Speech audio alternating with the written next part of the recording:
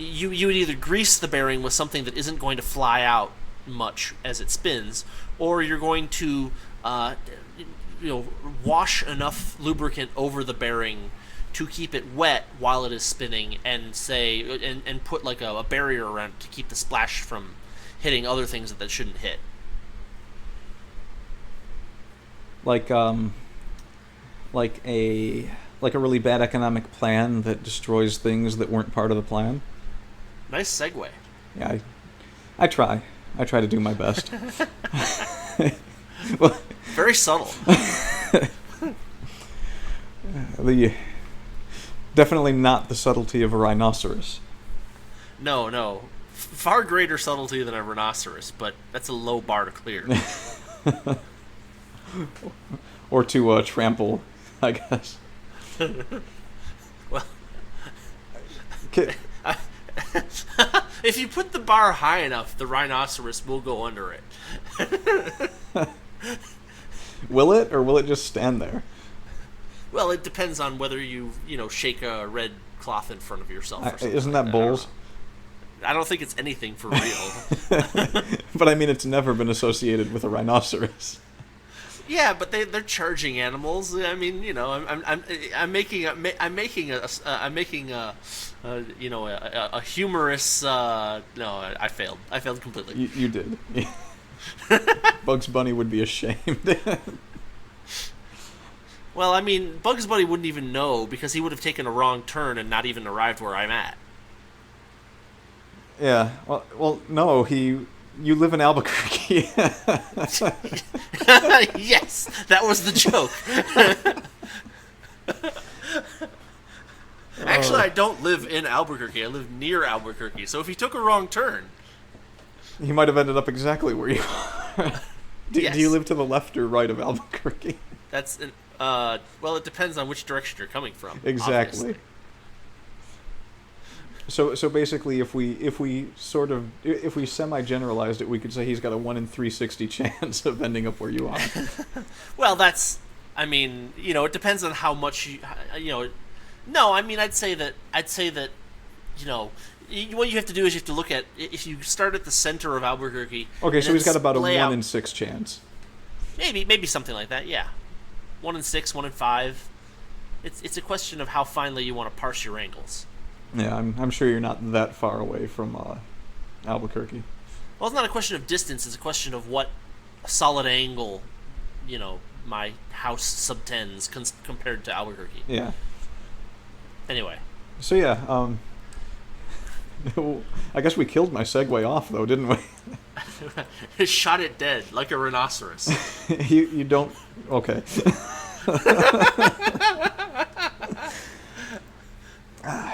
So, surprisingly, Hillary Clinton did most of the work for us. Really? I am ashamed to say that I am currently at hillaryclinton.com/issues. Oh, Jesus Christ. Yeah. But she's got everything thrown up there in these nice boxes, all of the issues that her positions that she has on things, and, God, I mean, we don't even have to click on any of them to read through all of them. This is beautiful. You know what? I'm not going to be able to read these because they require JavaScript. Fuck off, Hillary Clinton. You don't have JavaScript on your computer? I have it disabled unless I specifically allow it. I'm not going to allow Hillary Clinton's website to put cookies on my computer. Fuck no. Well, unfortunately I have, but... Well, you'll have to take that bullet. I'll... Like a rhinoceros. I'll be the rhinoceros on this one. All right. I'm going to say we shouldn't forget that phrase, but we're going to. We're going to forget it. Yeah, we always say we have to remember that one, and then we forget it. That's all right. It just means we have to come up with new ones that are excellent, which we usually do. Yes. All right, so I guess I'll go ahead and take off from here, huh? Yeah, let's get started. So, starting from... Okay, do we want to read this left to right or right to left like the Japanese would do? Does it make any sense if you read it from right to left? Thank you for finishing my joke for me. You're welcome. It makes no sense either way. There we go. So, So we've got. Okay, you know what? I'm gonna temporarily. I'm gonna go. Hold Oh, on, you don't hold want to on. be Okay. surprised by them. Okay. Well, I mean, being surprised is one thing. I could be surprised by them. What I'm going to do is I'm going to open a new private window, and that way it won't accept any. It won't accept any cookies. Well, aren't you just a hacking elitist? Hey, at least I'm not hiding my emails from the public. Who would do that? Nobody would do that. Nobody would intend to do that. No one would do that. It's crazy talk. And even if even if you did, and it was like there were some legal questions, no prosecutor would seriously look at it, and Well, I mean, not if I was running for president. well, certainly not if you were running for president. That wouldn't even make sense. Right. I mean, you don't investigate people who are you don't you one th- if there's one thing that American politics has taught me, it is that you do not investigate people who are running for high office. Yeah, I mean, the last thing you want to do is investigate someone who's going to have power over the country. Exactly. So it's a waste of time because they've got better things to do. Well, I mean, the point is that if you get the votes, then you get the power. So there's no reason to investigate that. That's just how democracy works. Isn't democracy wonderful? Sure. Well, I mean, that's why we're bringing it to the whole world. Right. I mean, we wouldn't want to bring something bad to the whole world, like war or anything. Yeah. Well, I mean, it depends. I mean, why are you so down on war all of a sudden? Well, are you calling it war? Or are you maybe thinking of No, it's spreading... kinetic military action. Yeah. Okay. I was thinking spreading democracy. Oh. Yeah. You mean war? Oh yeah. Wait.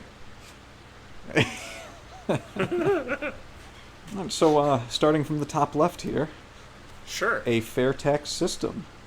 Yep. Well, it's so weird how they. Oh, I love it. It's beautiful, isn't it? Isn't it so great that you? I mean, like, it is a beautiful thing that people in the government think that they own everything to the point where the word fair just means more whenever taxes are described. Well, I think there's a bit of A more tax system. I think it's more beautiful than you even realize. I think there's. Is it? There's a joke in here that. Okay. So. Well, no. Hold on. Okay, hold on. First off, let's read the little flavor text here. It says, making sure the wealthy, Wall Street, and corporations pay their fair share in taxes. 1. Not paying your fair share in taxes. First of all, that's a loaded term, right? It's like, well, they have more money, so they should pay more taxes, which is already the way things are set up. Yeah. The tax structure in the United States is incredibly progressive. Yeah, and if I was to make a comment on that, it's the income tax, position. But it's also important to note that that it depends. I mean, how are you defining fair share, right? It's like, do you mean the legal amount that I am required to pay by law?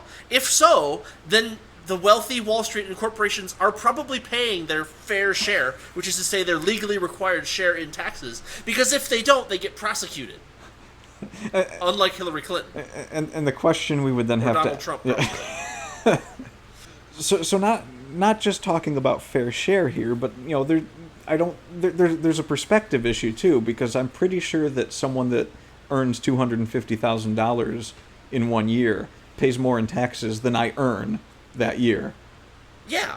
Before I pay taxes. Yes. So how much more do you want them to pay? I mean, that's the question that they never answer. Like, you give a person like this stats. You say, all right, the top 10% of the income makers pay 90% of the income of the total income taxes. How much should they pay? And like, it's like, well, enough, more, their fair share, and they always leave things couched in these vague terms, because in reality the answer is as much as it takes to do all the ridiculous shit that we want the government to do, and by we I mean they. Yeah, as if any of the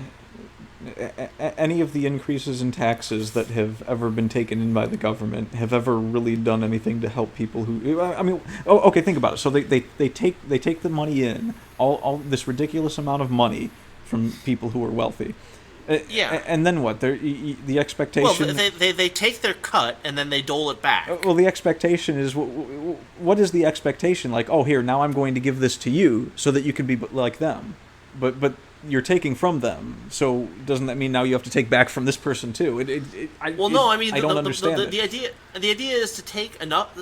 The idea, I mean, it's one of those stupid things where, if we just had more, if the government just had more money, it could make life better for all of these people who are poor right now. But like, yes, hypothetically, if you took $100 from a rich person and gave it to a poor person, that poor person would be $100 richer. Yes, but the problem with that reasoning is that it misses what happened. It misses what happens when a poor person gets $100 versus when a rich person gets $100, so to speak. Right? Yeah. The whole.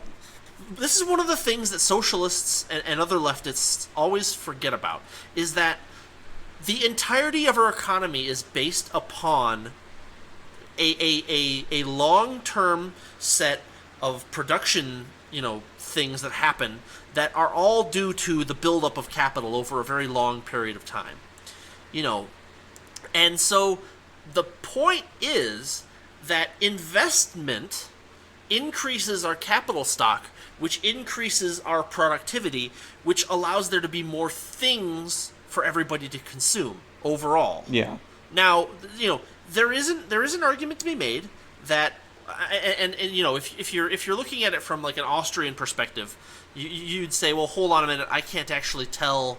You can't quantify happiness points, right? So, I mean, we can say maybe that $100 makes the poor person more happy than the $100 makes the rich person, but an Austrian would say you can't tell, and a utilitarian would say, well, maybe that's true, but that's also a very short-sighted view, right? Like the whole point of the $100 in the hands of the rich person is that, one, it gets invested to make more. I mean, because the money isn't the point. The point is the production. Yeah. The point is that you have enough potatoes to eat, right, so to speak. One thing that you're doing by taking from people who invest and giving to people who consume is you're reducing the overall amount of things that people can have to consume. You're encouraging someone to consume, and you're discouraging someone from investing. So that hurts the economy in the long run, and you're also at the same time you're also disincentivizing the person who makes a lot from doing things that make a lot of money. And this is another thing that it's not a blind spot. I mean, if in leftist thought, it's one of those things that comes from Marx, right? Marx says that profits are exploitation. And he does this by using really bad reasoning that we won't get into right now, but the whole point is that if someone is making money, then they are doing evil. When in reality, the exact opposite is the truth in any sort of free market system. If Wilt Chamberlain if 1 million people are willing to pay $1 to watch Wilt Chamberlain play basketball, to use a very old example that I think Rothbard used, the fact that Wilt Chamberlain gets rich off of those voluntary transactions does not make the other people poorer. The fact is that the other people that paid the $1 valued viewing Wilt Chamberlain more than they valued the $1. Right. Therefore, they gained in that transaction. They were not coerced into watching Wilt Chamberlain play basketball. So, if you recognize the fact that the Marxist thought that profit as exploitation is just flat false and wrong on its face, then in another way you also debunk the whole, oh well, the rich should pay more taxes. I mean, at a certain, if you just look at the economic impacts, what you're doing by doing that thing, yes, you are in the short term helping the poor person, but in the long term you are hurting him. Are you suggesting that people should be looking at the long term? Look, I mean, this is again, this is another problem with democracy, right? If the heads of state don't own the state, then they're only interested in getting short-term gains out of it. This is something Hoppe brings up, in his writings quite frequently. At least a monarch was interested in the long-term value of his holdings. But a person who is elected for a 4-year term, or who and who is term limited to a maximum of 8 years, is only really interested in getting out of the country what he can get out of in those 8 years. Understood. So we need tyrants. I wouldn't say tyrants. I mean, kings weren't necessarily tyrants. Certainly, they could be tyrannical, and there are certainly problems with a single person being, It would be one thing if a king got his land by producing things that other people wanted and then buying the land from them, right? Yeah. But it's a different thing if the king appropriates the land by conquest. Obviously, that's a violation of the non-aggression principle in itself already. So there's problems with that too. But the point is ownership, right? If I own a house, I am interested in keeping the value of that house as high as possible, generally speaking. If I am renting a house, then my incentive to keep the house's value high is only so large as my security deposit. And if my lease runs out tomorrow, and the person I'm renting the house from says, "Oh, you're not getting your security deposit back," then I have absolutely no incentive whatsoever to clean anything before I leave. Yes, and there's a lot of aside from common decency, I mean. Yeah. Aside from common decency, when are we ever going to take that into account anymore? You've talked to people. Well, I mean, I would say that common decency is becoming more of an oxymoron as time goes on. But the expectation is that people are decent to you, but you don't have to be decent to them, and. Well, I mean, if I'm legally allowed to rob them at gunpoint, then why should I be decent to them? That's the other thing is that if you build your entire economy based on theft from one person to theft, as Bastiat said, theft of all against all, right? Yeah. Then yes, that is. Hang on. I don't have any serious strong evidence for this, but I would say that is not conducive to a sense of neighborliness. No, hold on. I got a little card here. I'm going to tick off every time we bring up Bastiat. Okay. We get a gold star every time we do that. Is it like Bastiat bingo or something? Yeah, it's something like that. It's anytime a hero is mentioned in conversation, it's worth noting. I was thinking more like, no, we could do bingo cards for like Tom Woods. We could do like bingo cards for like libertarian podcasts, and we could like sell that shit. That'd be hilarious. It's like, all right, we're going to play the most. You could go to a bingo hall and everybody would get a bingo card that has like a bunch of buzzwords on it, and then they could play like, the most recent episode of some libertarian podcast. And, it's like, oh, if Bastiat is mentioned, you cross out, you do this. That would be awesome. Some kind of libertarian drinking game. Well, there's lots of those, too. Oh, man. Okay, so one of the things that I was going to say before we started in on the fair tax system is... and by fair we mean more. By the more tax system is that it's really, really funny how maybe everyone does do this because they don't think about it in this way, but you go to her website and you go under issues, and like all the headlines for the issues, they don't outright tell you where she stands on it because you already know. Well, no, they tell you where she stands on it. It's just that they tell you where she stands on it in completely, in completely sanitized and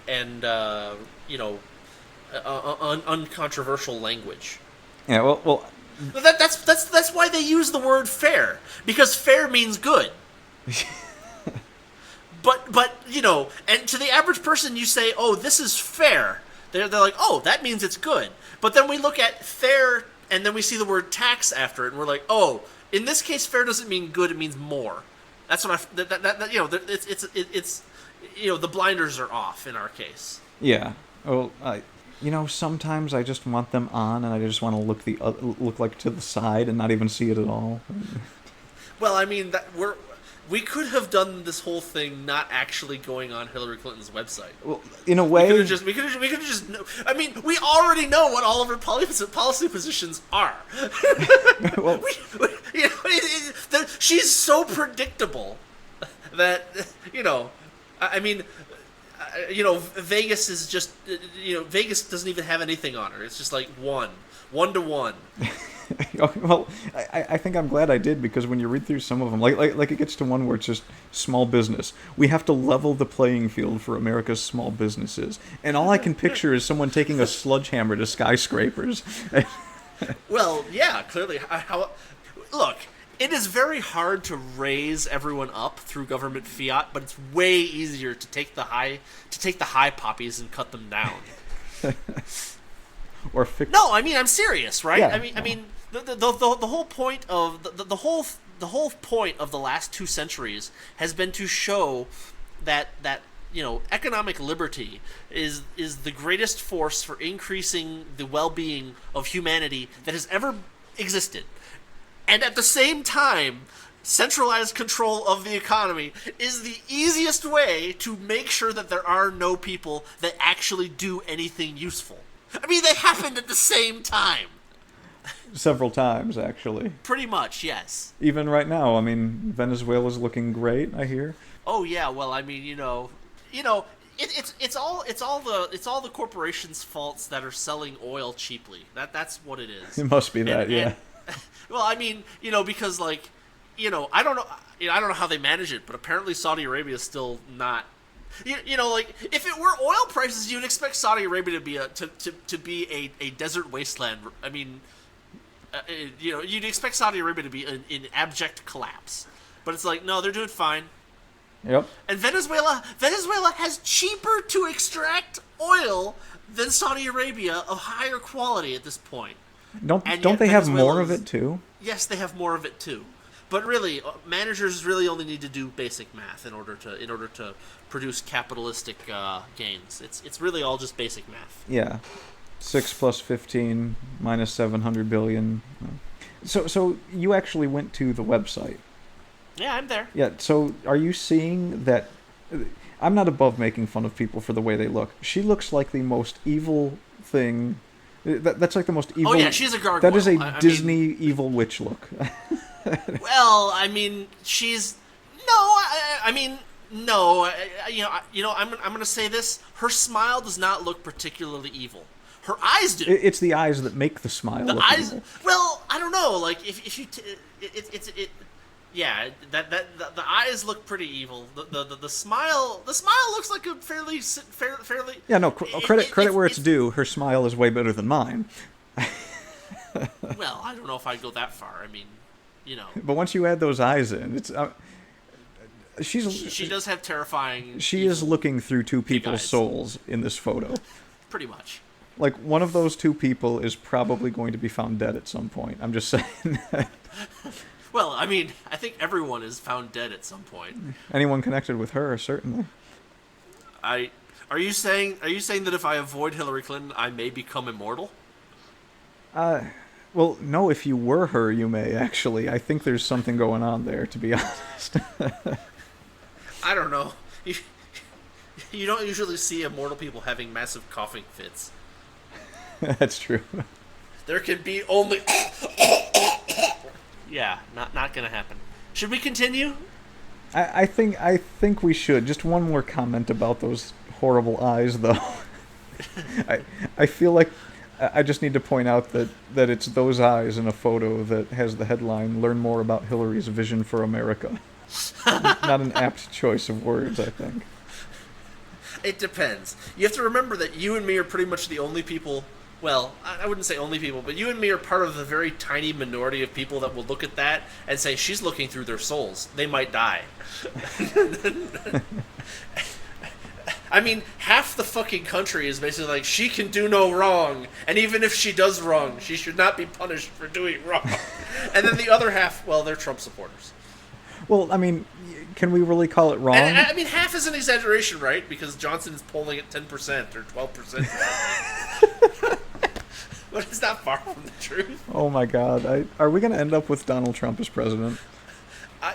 Well, if it was between him and Hillary Clinton, I mean, I don't want. Look, I have a lot of guns. I don't want to get shot by cops. Yeah, I hear you. No, no, oh, okay. So But it's not just that. It's that I have a lot of guns, and I don't, and I believe that I am entitled to own them since they are pieces of steel. yeah, And no, nothing more. I'm. They are not totemic magic, and therefore they are not dangers to anyone I only who say isn't it. breaking into my. Yeah, I mean, you know. I only say it from because And you know the problem is that I can't even tell for sure if Trump becomes president. I can only hope for gridlock. If Hillary Clinton becomes president, that's pretty terrifying. Because I mean look at how much the media and her own party, you know, follow behind all of her ridiculous whims. At least with Trump, you know, 75% of the Republicans hate Trump. All of the Democrats hate Trump. All of the media hates Trump. All of the professors of universities hate Trump. Everybody hates Trump. If Trump becomes president, he's going to sit alone in a room and be like, I have a pen and a phone, but there's no one to listen to either of them. and he would probably try to listen to the pen. Well, I mean, yeah, that's very likely. He doesn't seem like he has a very strong grasp on reality either. Yeah, no, I only say it from the perspective of living in some kind of fantasy land in my head where we're not actually stuck with one of these two.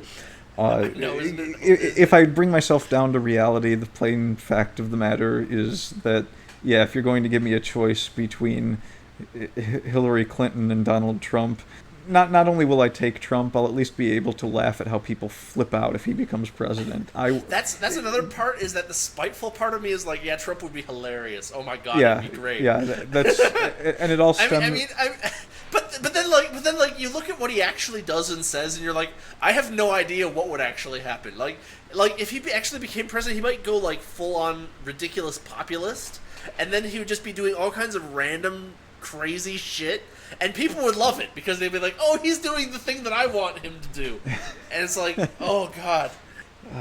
It's like you give someone a pair of of boots with cleats on the bottom of them and a flower garden, and you're like, go nuts, and it's like, oh, holy shit, this is horrible to watch, but at the same time I can't look away. Yeah, you know, and it flies in the face of that whole the devil you know thing, because we know what Hillary Clinton's going to do. Or we know. No, it's not. We know what she stands for. We know what she's going to try to do. It's not that we know. It has nothing to do with. Like I said, it's not about what the executive does. It's about how the rest of the country spins it. Yeah. Because, I mean, Hillary Clinton and Donald Trump, despite people's you know, balking to the contrary, they're both big government socialists. Yeah. You know, and you know, they both are in favor of some wars and not in favor of other wars, and you know, there's not really a whole lot of difference between them on the issues, really, except for the tiny little itty bitty things where they just scream at each other about how different they are in their stance on it. But you know, they both believe that the government should be telling everybody what to do. Yeah, no, we talked. They just differ slightly in exactly what and how those orders should be you know, handed down. Yeah, we talked about that when we were talking about Bernie Sanders. I mean, we came to the conclusion that his plan was the same thing as Donald Trump's, just done a different way. Yeah, pretty much. I mean, you know, it's, you know, it's all you know, short-sighted populism, right? It's like, oh, free college. Well, that has a lot of really bad long-term consequences. Free college now.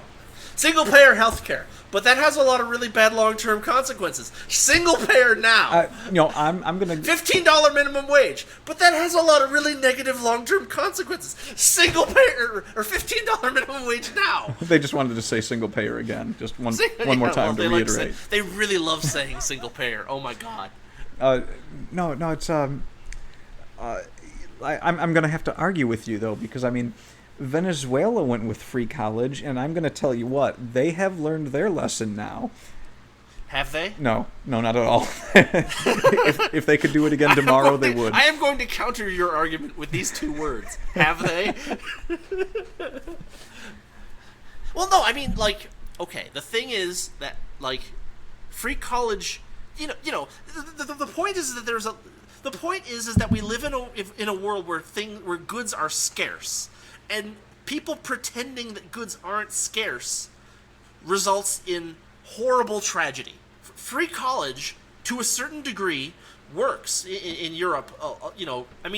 From purely utilitarian perspective. But what they do is they give you tests, and they say, oh well, you're not going to do well in college, so you don't get to go to college. Yeah, no, I mean, for you free. you can go to a trade school or something, or whatever. But the problem is that it's the same problem that the French Revolution had, right? Like they had liberté, but they also threw in égalité, right? The problem is the egalitarian streak, when in reality egalitarianism is as Rothbard put it, a revolt against nature. I actually hadn't read that yet. Well, you should. It's good. Which book is that in? It's an essay, I think, that was published as its own book, or as like the flagship essay in a collection of essays. But I mean, you can just pick it up on Mises.org. All right. But yeah, I mean, okay, so the college thing is, like you said, they have some success with it in Europe because if you only allow 2% of the people to do it, then that's fine. Yeah, you can afford that. You can skim a little off the top, and it would be one thing if people were saying, well, what if maybe we took our like low level or credentializing, to make up a word, I guess, colleges, like. Yeah. And maybe offered some free community college, free cheap college, free. Well, no, but I mean, if you're a high achiever, there exist a lot of programs already that give you free college. Like we discussed. Yeah. This is another thing. We talked about that. I could have gone to Wayne State for free if I wanted to. Yeah. Full 4 years, funded, as long as I stay above a certain grade point average. I chose not to, but that option already exists. In a lot of places. I'm not even talking about that, though. I'm talking about. I mean, we are so. Capitalism has made us so fantastically wealthy that you can afford to skim a little off the top. And it would be one thing if people were saying, "Oh, okay." So even if people couldn't test into a great college, maybe. Okay, we'll give you a certification course, we'll help you pay for that, or something like that. And you could afford to do that. But that's the problem. That's never enough for people, because all the people that want to jump up and say, those greedy capitalists, they're the first ones to say, no, I'm not just going to accept a certification course. You're going to pay for my full ride through a top university, even though I can't count out of high school. And not just full ride in a top university, but a full ride in a subject that I can coast through in a top university, like gender studies. Yeah, that won't allow me to produce more than I consume. Right.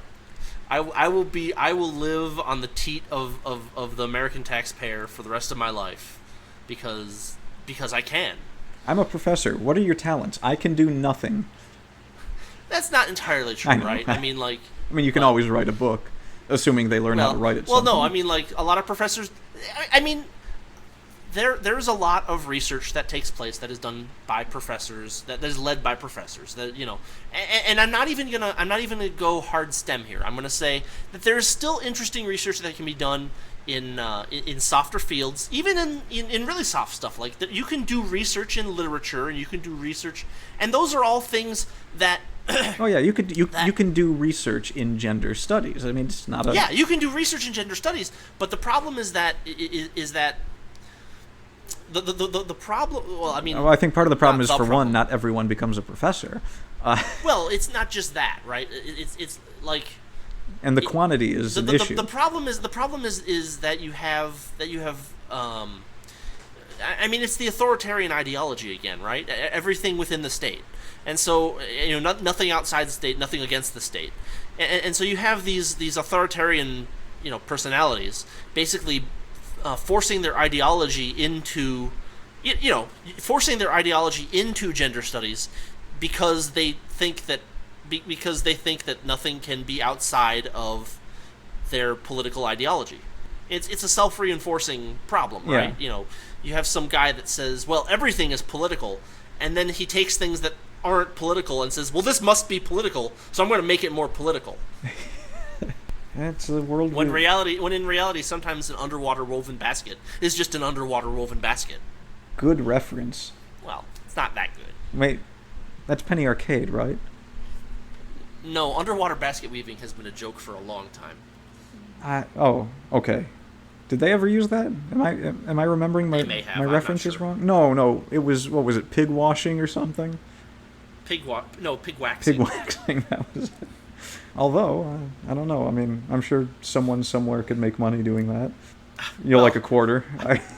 I don't know why pigs need to be waxed. Wax your pig for a quarter. Here's a quarter. Go away. I will pay you a quarter to leave me alone and never come back. The only reason that I can imagine that you would want to wax a pig is to make it easier for the pig to escape something. Yeah.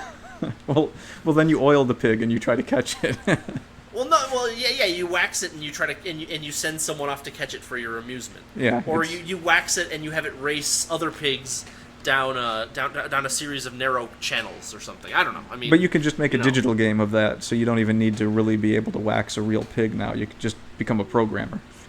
Well, we can replace the pig waxing degree entirely with a CIS degree. Virtual pig waxing does not substitute for real pig waxing. Well, no, you don't have to wax the. I mean, you could make a virtual pig waxing app, but I mean, my point is that you could just make an app where someone has to catch a waxed pig, an oiled up waxed pig.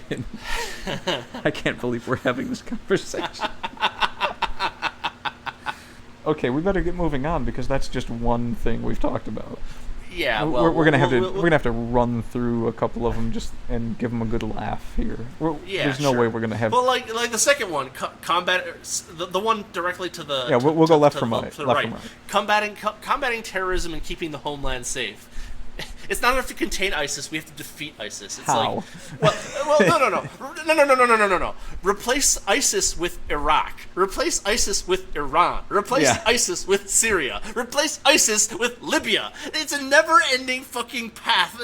Never-ending fucking a line of places that we need to send people off to die. What's it gonna? And the best part is that it's like she's completely tone deaf to the escalation going on. It's like, we'll bomb Iraq. We'll bomb Al Qaeda. We'll bomb ISIS. We'll bomb. What's next? Are we just going to start bombing? Is Erdogan going to go full Islamic in Turkey? Are we going to go bomb Turkey? What's going to fucking happen next? What larger target are we going to need next time? Well, Turkey might be next on the table now. That's what I'm saying, right? If as people have, as I've read, a lot of these military coups have been for the purpose of increasing the level of secularization of Turkey against pushback from people who are trying to sectarianize or Islamist make the political system in Turkey more explicitly religious.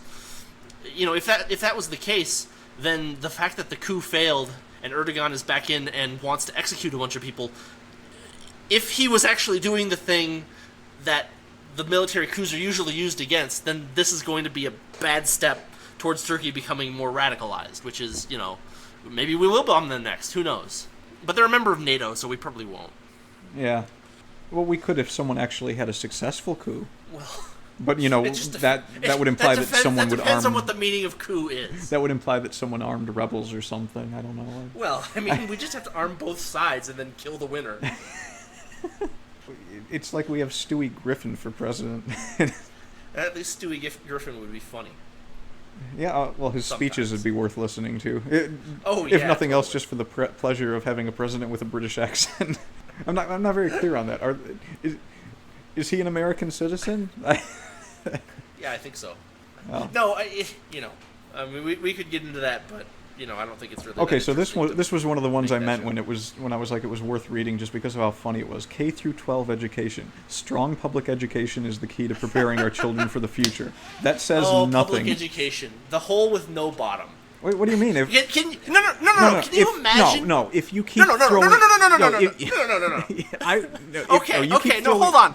You keep throwing money into that hole. Eventually, we'll fill it. I promise. No, we won't, because the incentive structure is exactly backwards. All right? No, look. You go to a store to buy groceries, and all of the groceries that you buy are rotten. Do you pay more money to that store if they promise you that with more money the food won't be rotten? Or do you go to a different store? See, you're asking the wrong question. The right question... No, I'm not. I'm asking precisely the correct question. The right question is, how much money does the government have to give to that store so that they can give you fresher vegetables? I don't like your question. But it's... I don't want to think... It's the right one. I don't want to even entertain... It's the one you should be thinking. I don't want to even entertain that train of thought.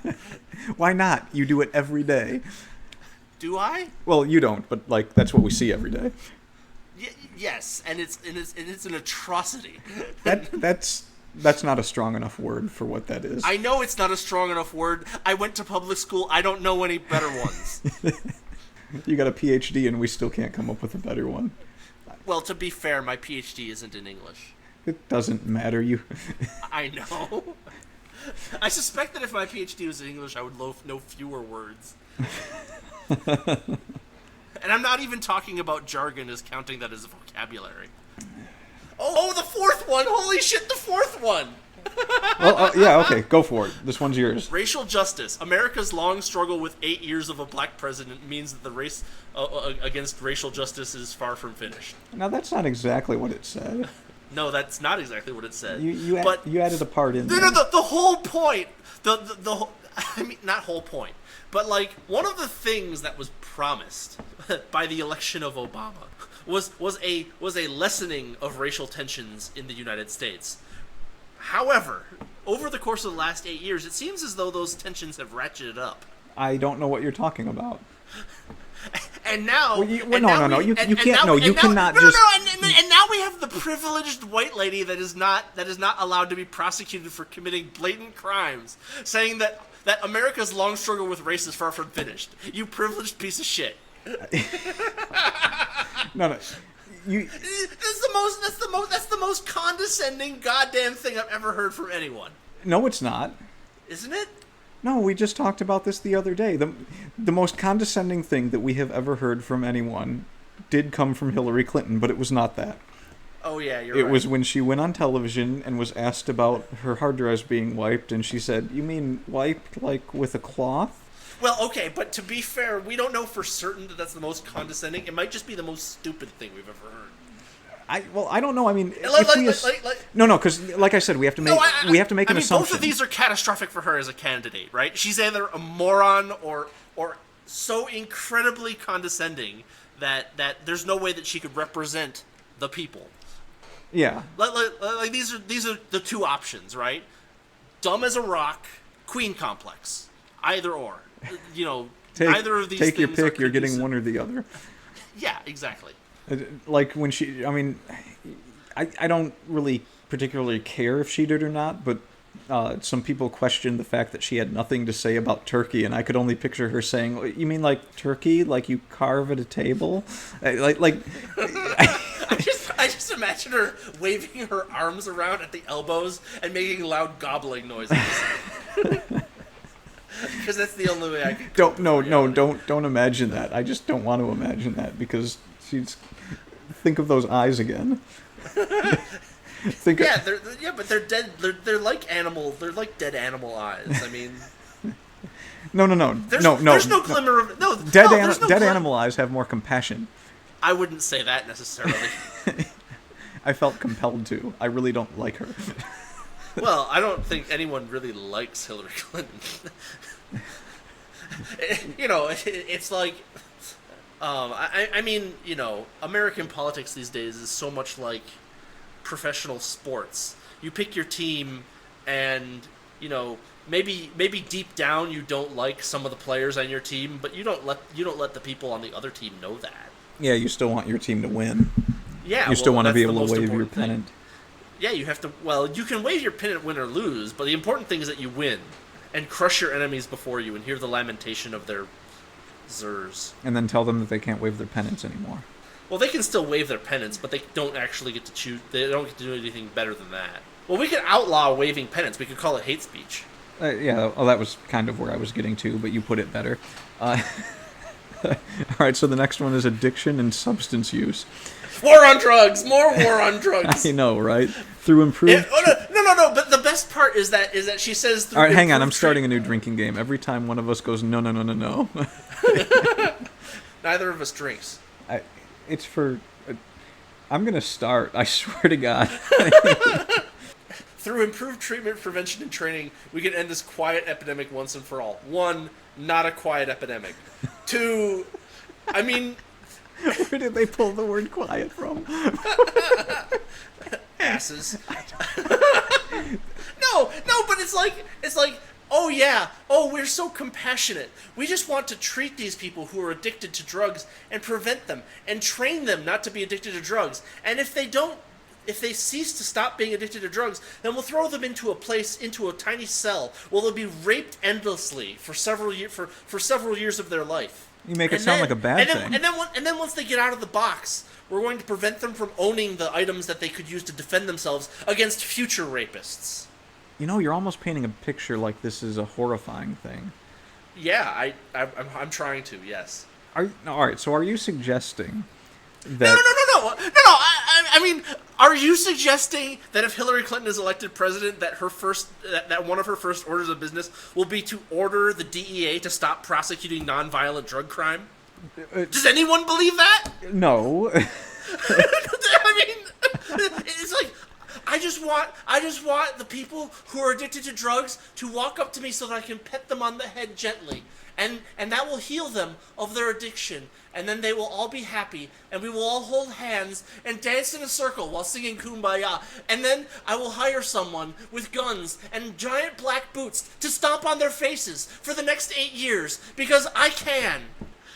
You've got to quit. You've got to quit saying stuff like that because I've still got that image of her eyes in my head. She's always watching you from behind the guy with the big boots. Yeah, well, of course. And by big boots, you mean the guy with the gun. The gun and the boots, yeah. Hillary Clinton is one of those people that I am convinced would pull a gun and shoot me in the forehead in an argument about whether or not people should have guns. Well, in an argument about whether or not people should have guns, she would make vast, sweeping statements that would disqualify herself from owning guns. And then she would shoot me in the head for arguing with her about it. Yeah, obviously. Well, the law doesn't apply to her. Well, I mean, she wouldn't intend to shoot me in the head. Like maybe maybe she was aiming for the neck. It would be careless, but not negligent. Yeah. She careless. Where does that even come? She set up a private server. What did she slip on a banana peel? A banana peel, and as she's falling, she like grabbed the computer tower and a keyboard with like the cartoon bongo noise that goes on when someone trips over in Scooby Doo. No, I mean, you know, that whole thing was just yet another nail in the long been there coffin of the rule of law. Yeah, it's just getting worse and worse. The ridiculousness of the sham that you will see that people will then turn around and defend. It's like every time it's worse. It's like this time today it's Hillary Clinton blatantly committed several felonies and maybe 10%. No, maybe it's not even that she blatantly committed several felonies, because like Harvey Silverglate says, everybody does. You know, yeah. The average person commits 3 felonies a day. It's not true. About the commission of the felonies, right? It's about the fact that she committed felonies. Yeah, it's not even about she publicly admitted to doing things that seriously affected. I mean, if you put on your state cap for a minute, right? State secrets are important things, and they are secrets because their release or their careless treatment of them will result in damage to the state. But and so that's the reason that you punish people who are careless with state secrets. It's. I mean, hypothetically, if some of that information got out, people could be killed. Covers could be blown. Horrible things could happen. Well, what but, does it but matter not, now? What difference at this What point difference? does Yeah, it at make? this point, what difference? What? Yeah. Well, I mean, we don't need to know I'm sure it's that fine. now. No, we don't. That's not relevant. That's in the past. Thanks for that image, though. Now I'm picturing her wearing her state cap backwards. No, she doesn't. She wouldn't wear it backwards. She wear it slightly to the side because that's what all of the young people are doing these days. And she's one of them. Yeah. Well, you drink enough blood, you start to feel younger.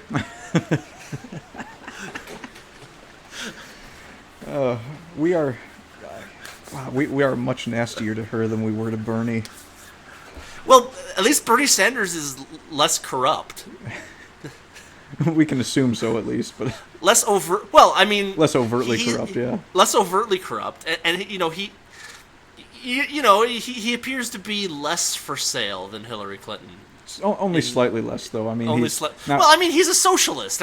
Less for sale just means that it just means that he's blinded more by ideology, right? Yeah. Because the end result of all socialist policy is to enrich the rulers and to impoverish the common people. So in reality, if Bernie Sanders actually was president, that would be all of his policies would end up enriching him or his cronies. And you have to remember that enriching his cronies is also a thing. And even if he's not getting rich directly off of it, his policies would directly enrich a lot of government cronies and directly impoverish a lot of people who actually earned things. What was our point again? They're both horrible. Oh. Did we have to make that point? Yes, it should be made at every possible... I mean, to ourselves? I don't see why not. It didn't take very long. I mean, I'm cool with it. Yeah, I'm all right with it. Let's move on. Criminal justice reform. Our criminal justice system is out of balance. I almost want to click on read more on that one.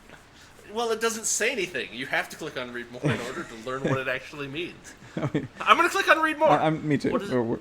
Yeah, why not? Oh, it's taking me to another page. I should have center clicked. At least it's not showing both of her eyes in this picture. Oh, at least she's not looking. It's a quote from Hillary Clinton from July 8th, 2016. May I? Sure, go ahead. People are crying out for criminal justice reform. Families are being torn apart by excessive incarceration. Oh my God. Didn't we just talk about this? Yeah, no. They're being torn apart by excessive incarceration. Young people are being threatened and humiliated by racial profiling. Children are growing up in homes shattered by prison and poverty. They're trying to tell us we need to listen. They're trying to tell us what? Well, she didn't say. She just said she ended it on. I know. I've read the quote too, but she leaves out the most important. What are they trying to tell us? They're trying to tell us elect Hillary 2016. What are they trying to tell us? They're just trying to tell us that they're trying to tell us that they're crying out. Like the whole thing doesn't parse right? Like it starts out with people are crying out for criminal justice reform, and then it ends with they're trying to tell us. But like, what are they trying to tell us? They're trying to tell us that they are crying out for criminals. Like just from a meter perspective, I dislike it. But I mean, I know what she's trying to say, but it's stupid. Oh God. And then we've got prison. We've got prison statistics. Read that next paragraph. No, just read it all the way to the end and see if you're as horrified as I was. Yeah, I mean. So what's the solution? Do we lengthen the prison terms for white men? Well, I mean, clearly. Well, I mean, she's talking about. Okay, so. Well, no, but you have to remember that we're talking about a member of a party that believes that colorblindness is racism. Yeah, don't. You're making my head hurt now. I can't stand. I know, isn't it great? I can't stand when people talk like that. Well, I mean, look, it is entirely possible that the thing that she says about African American men being far more likely to be stopped and searched, etc., is true, and it's possible that some chunk of that is racism. But one does not follow from the other necessarily. Yeah, it's important to remember that. Part of the problem, of course, is the war on drugs. That's why we have such a huge percentage of the population behind bars, is because not because of violent crime rates, which are not are not totally ridiculous compared to but compared to other countries, and you might even say that a lot of that violent crime is due to indirectly to the war on drugs for reasons that are obvious to anyone with an IQ over room temperature. And then you have a bunch of non-violent offenders. I mean, being sent to prison, being sent to prison is probably one of the worst. Aside from being slowly flayed to death, it's probably one of the worst things to happen to a person. That can possibly happen. But okay, so let's keep going and let's see what she wants to do in order to improve criminal justice reform. Oh, she wants to strengthen the bonds of trust between communities and police. All right, I'm going to ask you a question. Okay, I'm going to ask you a question. How exactly is the president supposed to strengthen bonds of trust between communities and police? Oh, you go door to door and you introduce people to the local police officers in every city in the nation, and No. How is the president supposed to do that? Yeah, I was being snarky. Were you? No, really. I mean, okay, so there's very few ways I can think of that don't involve mandatory things like people like when you tell people that you're going to strengthen bonds in communities. How do you do that without forcing people to be part of the community in certain ways? So I don't think there's a way that the president can do that. I'm sure that forced interactions will certainly increase the bonds of trust. Well, when she says that she wants to strengthen the bonds of trust, she doesn't actually mean that. She wants to acknowledge that implicit bias still exists across society. All right. She will commit $1 billion to find and fund the best training programs, support new research, and make this a national policing priority. Okay. Wait, $1 billion? Yeah, $1 billion. Chicken scratch. Nothing. She wants to make new investments to support state-of-the-art law enforcement training programs at every level on issues like use of force, de-escalation, community. I don't see how any of this is helping strengthen bonds of trust. Well, I mean, if police actually de-escalated, violent events rather than escalating them as they frequently do, that would be better. I mean, the problem is again, it's the problem of the incentive structure, right? It's like, oh, this police department is beating the shit out of people on a regular basis. Well, we need to give them more money so that they can do training that takes them off the streets, keeps them from actually preventing crimes, and actually probably doesn't do. And if it doesn't actually help their ability to interact with the public, then we'll just give them more money to do more training and keep more officers from actually observing and preventing crimes. Are you trying to say? What's? Are you trying to say it's like the whole public education thing? Oh, I mean, it's like it's the same problem that almost any publicly funded, almost any publicly funded endeavor experiences. I think it's great how I can just knock off a sentence and you'll have plenty to say about it. Like I don't even have to do any work here. I don't have to explain anything. I can just say like 2 words and it's like, yep, Rudy's got it. Well, I mean, like, because we both get so worked up over it. It's just, I mean, you know what would really help to strengthen the bonds of trust between communities and police? Well, I can think of one particular thing, but let's hear yours first. Rule of law? Okay, well, I'll have to come up with another one.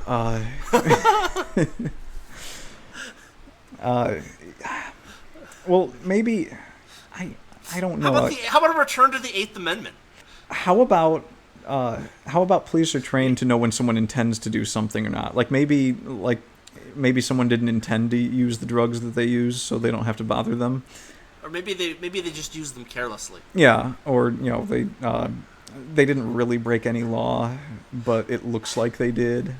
And here's the laws that they may have broken, but honestly they really didn't. If you're really thinking, no prosecutor would look at it.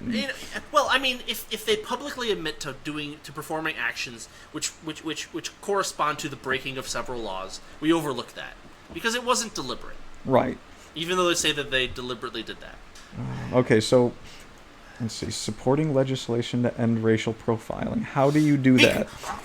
Oh God, it's so stupid, right? It's like, Okay. If an officer is racial No, no, no. profiling and it's like, how do you know what legislation is going to end that? What are you going to write down on a piece of paper that's going to cause a What police they're officer? going to do is they're going to say that they have that the numbers of people that they pull Well, I over know have that. to be proportional to. Right, but again, this is another one of those government things where it's just extremely short-sighted and doesn't make any sense in the real world. Yeah, I'm right, because like see, those numbers were. There's no reason that those numbers would actually match up in reality. Like they might be close, but they wouldn't perfectly match up, and so you end up with transgressions of justice. In one way or the other, right? Yeah. People who shouldn't be punished being punished, or people who should be punished not being punished. One of the two must happen in order to make these, numbers that we are declaring must match to match, because they won't match perfectly. There's no reason for them to match perfectly, because it's important to remember that in a statistical set, even in a random statistical set, not all of the points are at the mean. okay. There is a deviation. The deviation is root n. If you divide root n by n, you get a number that decreases as n increases. But root n increases. I'm sorry. I'm trying really hard to be a part of what you were saying there, but I was just dumbstruck by something. If you scroll down just a little bit, doubling funding for the U.S. Department of Justice Collaborative Reform Program. I have a bit of a problem with someone who just got let off the hook having as part of their platform doubling the funding to the Department of Justice. What the fuck is collaborative reform? Who cares? It's so stupid. It's like, collaborative reform means that when an organization finds something that works, they collaborate with other organizations to provide information that allows the other organizations to adopt the techniques that work. Oh, you mean like a market? Yeah, like a market, only with more top-down control. Because funding. you know that anything that comes out of the collaborative reform that isn't politically correct will be quashed. Yeah. I can expect no less. Providing federal matching funds to make body cameras available to every police department in America. Matching to what? To how much the police spend on it? Yeah. So they only have to spend 50%. Right. Well, yeah, the police department itself spends 50% of the cost for body cameras, and then the American taxpayer pays the rest of it. It's like everybody gets a ticket so that the police can have body cameras. Well, that'll happen everywhere. Anyway. I don't know. I mean, if you actually don't break the laws, then you don't usually get tickets. Oh, no, I meant the... Oh, no, you actually did say that. You said I was talking about the funding for the cameras. It's the same thing, but that was your point. Yeah. I missed it. I missed things here and there. That's all right. It's fine. Promoting... they're going to promote oversight and accountability in the use of controlled equipment. Let's see. Limiting the transfer of military equipment to local law enforcement from the federal government, eliminating the one-year use requirement, and requiring transparency from agencies that purchase equipment using federal funds. They're going to require transparency in a federally funded program? That's novel. What are the chances that you think that actually happens? Well... No. Before this even started, we were talking about how she's not going to, her first day of office, get out there and be like, okay, we're going to stop incarcerating nonviolent offenders, and that's what this whole thing is about. None of this is going to happen. No, of course. Except for the doubling of funding to the Department of Justice. That'll happen. They need more funding, obviously. I mean, can you imagine what it would be like if the Department of Justice was returned to the funding level that it had in, say, the year 1995? Oh my God, can you imagine what would happen? We would all be murdered on the streets, just like we were in 1995. I remember when I was murdered on the street in 1995. I know, right? It was a rough year. Thank God for increasing government funding. Or as I like to call it, the get-out-of-jail-free card. It's not free for anyone. It was free for her. I suppose that's true. collecting and reporting national data to inform policing strategies and provide greater transparency and accountability when it comes to crime, officer-involved shootings and deaths in custody. Oh, so like beatings are okay though, right? Like we don't need to report that when we beat up a suspect. I mean, you can if you want to. I don't know anyone who would want to. No, why would you want to do that? All right, here it is. End the era of mass incarceration. All right. Reforming mandatory minimum sentencing. Excessive federal mandatory minimum sentences keep nonviolent drug offenders in prison for too long.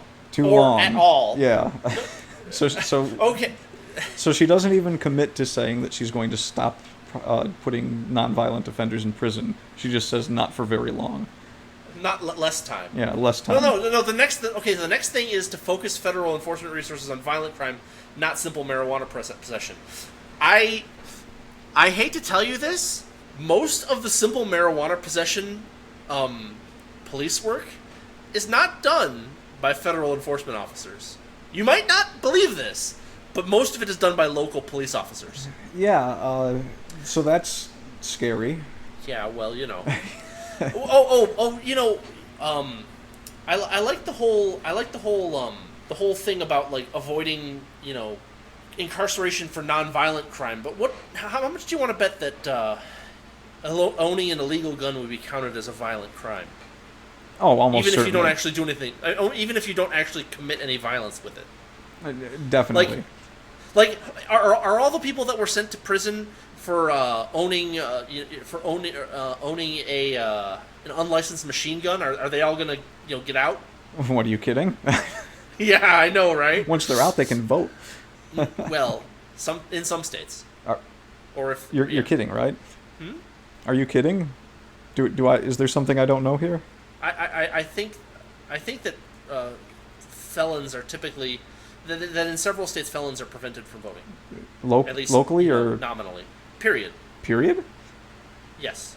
God. There's too many laws. I can't even keep track of how bad they all are. Well, I mean, the fact that the average person who commits 3 felonies a day means that no one should be voting. True. And yeah, I'm on board. Yeah, well, I'm going to go ahead and take the I'm going to preempt them on that one and just not vote. Well, I'm going to be too busy buying popcorn for if Trump wins. Oh God, I'm going to have to get some popcorn for that day. Like I think I'm going to go to my parents' house because I don't have cable. And I'm going to watch the I'm going to get popcorn to eat, and I'm going to get Preparation H to throw at people. It'll be hilarious.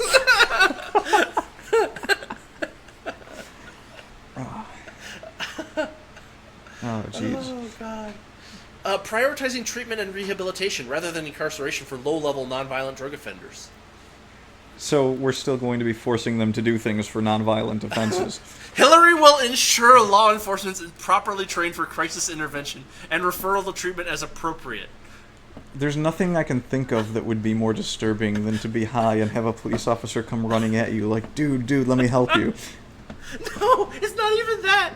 The police get called to like some guy trying to kill himself, and their solution is to shoot him dead.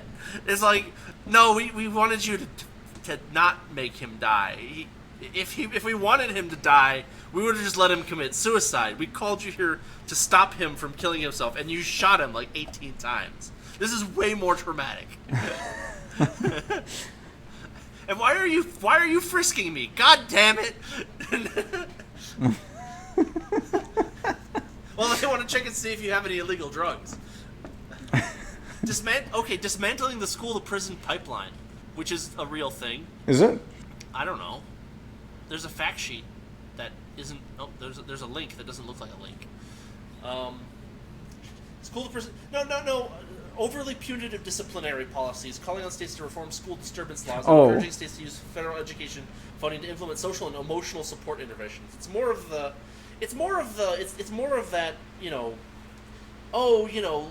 little Jimmy, knifed some guy, well, we just need to teach him that it's wrong to knife people. It's like, but without actually telling him that he did a bad thing. Right. Yeah, well, we can't hurt his self-esteem. Yeah. That'd be bad. And then we're going to end the privatization of prisons. Because running prisons is a core responsibility of the federal government. I'm going to repeat that because I have a feeling that if we look through the Constitution, we won't find it anywhere. But I'm going to repeat that she says that the operation of prisons is a core responsibility of the federal government. That is so wrong-headed. You know, it's not much worse than anything else on this fucking page. Yeah, but I mean, when you've hit rock bottom. The campaign does not accept contributions from federally registered lobbyists or PACs or private prison companies, and will donate any such direct contributions to charity. The campaign does, however, accept contributions from, foreign governments, and will actively attempt to obscure the sources of any the sources of any illegal foreign contributions from public gaze. Wonderful. Promote successful reentry by formerly incarcerated individuals. Oh, we're going to ban the box so that applicants have an opportunity to just demonstrate their qualifications before being asked about their criminal records. We're going to invest $5 billion in reentry job programs.